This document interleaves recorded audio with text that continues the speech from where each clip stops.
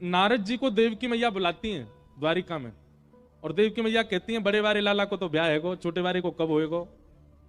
तो नारद जी महाराज ठाकुर जी की जन्म पत्री देखने लगे।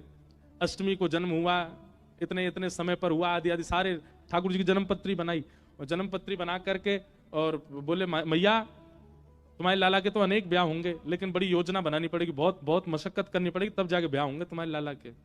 बोले कैसे होंगे? बोले रुको हम कुछ करते हैं। तो नारद जी विचरण करते करते करते एक दिन विदर्भ पहुंचे, और विदर्भ में भीष्मक राजा ने नारद जी का स्वागत किया।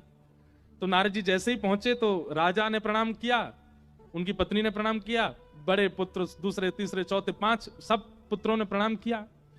सबसे अंत में प्रणाम करने के लिए आई रुक्मणी। रुक्मणी जी को जैसे ही नारद जी ने देखा और उनके प्रणाम के स्वभाव को, उनका संतों के प्रति जो व्यवहार था और जो उनका स्वभाव था, उससे नारद जी बड़े प्रसन्न हो गए।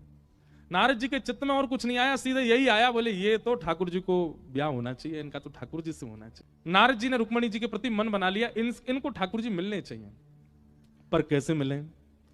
तो भागवत जी में वर्णन आता है कि नारद जी ने असंख्य कथा वक्ताओं को बुलाया और कथा वक्ताओं से कहा, बोले देखो विदर्भ में एक नियम है कि जो भी कथा वक्ता वहां से गुजरते हैं, भीष्मक राजा को अगर पता चल जाए तो वो उनकी कथा जरूर करवाते हैं 7 दिन की।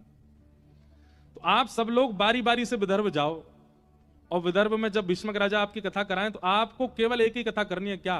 द्वारिकाधीश के रूप का वर्णन, स्वभाव का वर्णन, गुण का वर्णन, सौंदर्य का वर्णन, चाल का वर्णन, ठाट का वर्णन, केवल, और कोई ज्ञान वैराग्य की कोई चर्चा नहीं, केवल ठाकुर जी ठाकुर जी।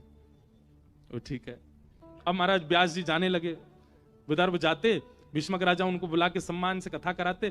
कथा में सबसे आगे बैठती रुक्मणी जी। रुक्मणी जी तो बड़ी ज्ञान वैराग्य और शास्त्र सम्मत बातें सुनने का उनका अभ्यास था, लेकिन यहाँ तो लटक छटक और ठाकुर जी की लटकन, ठाकुर जी की ऐसी चाल, ठाकुर जी के ऐसे बांके, ठाकुर जी के ऐसे नेत्र, ठाकुर जी की ऐसी नासिका, ऐसी बंक मुस्कान, ऐसे वरहा पीड़म नटवर बपु कर्णयो कर्णकारम, ठाकुर जी के रूप ही रूप का वर्णन। एक कथा रुक्मणी जी ने सुनी, बोले ठीक है अच्छी बात है रूप का इतना वर्णन, पर कुछ ज्यादा ही रूप रस का वर्णन किया गया। कोई बात नहीं, व्यास जी का शायद वैसा ही स्वभाव होगा।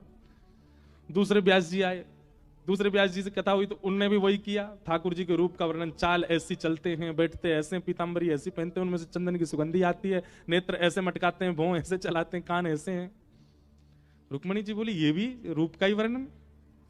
तीसरे कथा वक्ता है, उन्होंने भी रूप का ही वर्णन, वंशी ऐसे बजाते हैं, पीतांबरी ऐसे पहनते हैं, गोपियों के संग ऐसे करते हैं। रुक्मणी जी बोली क्या हो गया, सारे वक्ता केवल रूप सौंदर्य का वर्णन कर रहे हैं।